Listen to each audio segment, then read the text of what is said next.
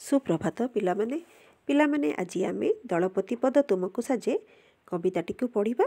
ताहार कवि होउचंती डॉक्टर नटवर साहू। 1939 मसीहा अप्रैल मास 3 तारिख रे डॉक्टर नटवर साहू जन्मग्रहण करथिले। तांक रचित अमर वैज्ञानिक मेघनाथ साहा आउ एक अध्यायर आरंभ, गोटे अलिभा ज्योति, अजब राइजर गलिभर, अनुचारित स्वरलिपि, अदृश्य चित्रपट, अवलुप्त सिंहासन, तुमरी पाई, अनुशोचना इत्यादि ओडिया साहित्य जगतर अमूल्य संपद रूपे विवेचित हुए। एही कवितारे दुई जण सखांक विषय वर्णना करा जाइछि। जणे हेउछन्ति कपतराज ओ अन्य जण हेउछन्ति मूषिकराज। कपतराजଙ୍କ नाँ हेउछि चित्रग्रीव ओ मूषिकराजଙ୍କର नाँ होछि हिरण्यक। बार बार होई शुभुचि डाक, हिरण्यक हिरण्यक, मूषिकराजा हे बंधु मोर, बेगे आसी आम जीवन रख। कपतराजांकर पिलादिनर सांग हेउछन्ति मूषिकराज हिरण्यक। दिने कपतराज तांक दल सहित शिकारीर जालरे छंदी होई जाइछन्ति। शिकारीर जालरू मुक्ति पाई से तांक बंधु हिरण्यकଙ୍କ गर्त निकटरे पहुँची तांक नाम धरी बारंबार डाकिछन्ति। कपतराज तांक बंधुଙ୍କୁ सबु कपत मानकर जीवन रक्षा पाई अनुरोध करिछन्ति। बार बारर अर्थ बारंबार, बेगेर अर्थ शीघ्र। सुनी एई डाक मूषिकराज, बाहर को आसी होइले उभा, दल बल सह कपतराज, दशा देखी से तो होइले काबा। निज बंधुଙ୍କ डाक शुणी मूषिकराज बाहर को आसिछन्ति। कपतराज ओ तांक दलर अवस्था देखि आश्चर्य होइछन्ति। उभार अर्थ देखा देबा बा उपस्थित हेबा, दशा खराब अवस्था, असुविधा बा खराब समय, काबा आश्चर्य विस्मित। कपतराज न कहिले सखा, जाइथिलु बन पथरे उड़ी, पड़ी गलु आमे बाणुआ जाले, खुद कणिकार लोभरे पड़ी। से कपतराजଙ୍କୁ एपरी अवस्था किपरि हेला बोली प्रश्न करिछन्ति। कपतराज कहिले, बण पथरे शिकारीटीए खुद बिछाइथिला, आमे सेही पथरे उड़ी जाउथिबा बेले खाद्य लोभरे तळକୁ ओह्लाइबारु शिकारीर बिछा जाइथिबा जालरे पड़ीगलु। सखा सांग, पथ, रास्ता, बाणुआ, शिकारी, खुद कणिका, धानरू चाउल कला बेले सेथिरु किछि चाउल गुंड होई छोट छोट खंड होई जाए, सेही गुंड चाउल दाना को खुद कणिका कुहा जाए।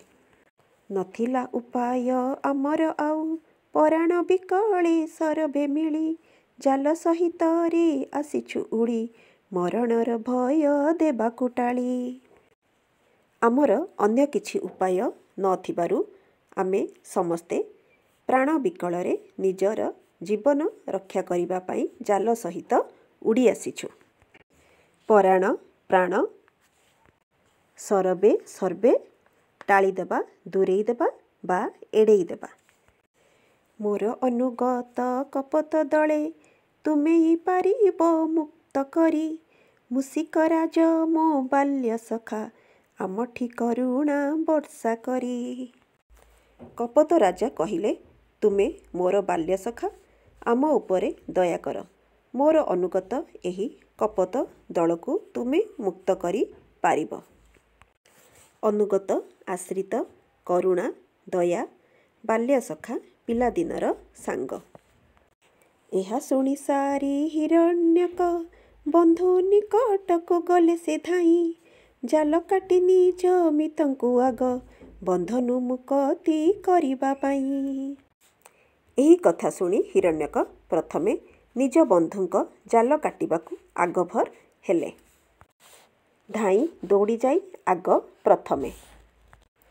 एहा देखि तहि कपतराज, मितंकु कहिले विनीत होई, परजांकु आग मुक्त कर, मो फास काटिब शेषरे भाई।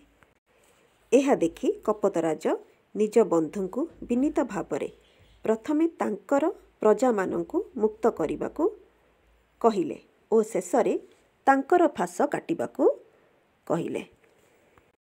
विनीतर अर्थ शांत बा नम्र, फासर अर्थ जाल। हिरण्यक हसी कहिले सखा अळप सकती क्षीण मो देह सबु कपतर काटिबी फास किपरि पारिबी तुमे जे कुह।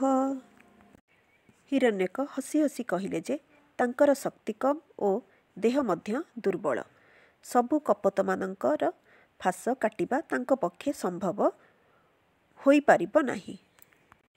अळप अल्प, सकति शक्ति, क्षीण दुर्बल। तुमे दलपति बंधु मोर पहिले तुमको देवी मुकति तापरे काटिबी पारिबी जेते देहे थिबा जाए मोर सकति।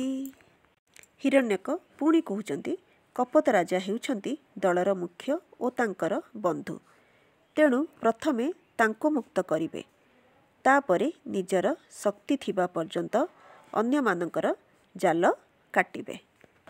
दलपतिर अर्थ दलर मुख्य, पहिलेर अर्थ प्रथमे। आश्रित जन रक्षा पाई दलपति सीना साजिछि मोहि तांको पाई पछे जीवन जाऊ सेथिपाई मोर भावना नाही। एकथा शुणी कपत राजा कहिले जे से आश्रित कपत मानक रक्षा पाई दलपति साजिछंती, सेमाने जदि न रहिबे दल ही रहिब नाही। दल बिना दलपतिर आवश्यकता कौन? सेमानक पाई तांकर जीवन चालीगले मध्य दुख नाही। आश्रितर अर्थ आश्रा करिथिबा। कपत राजन वचन शुणी हिरण्यक हसी कहिले तेजे आदरस तुम धन्य सखा दलपति पद तुमको साजे। कपत राजांकर कथा शुणी हिरण्यक हसिले, तांको आदर्श पाई तांको धन्यवाद देले। दलपति पद पाई तांको सखा कपत राजा प्रकृत रे योग्य बोली स्वीकार कले।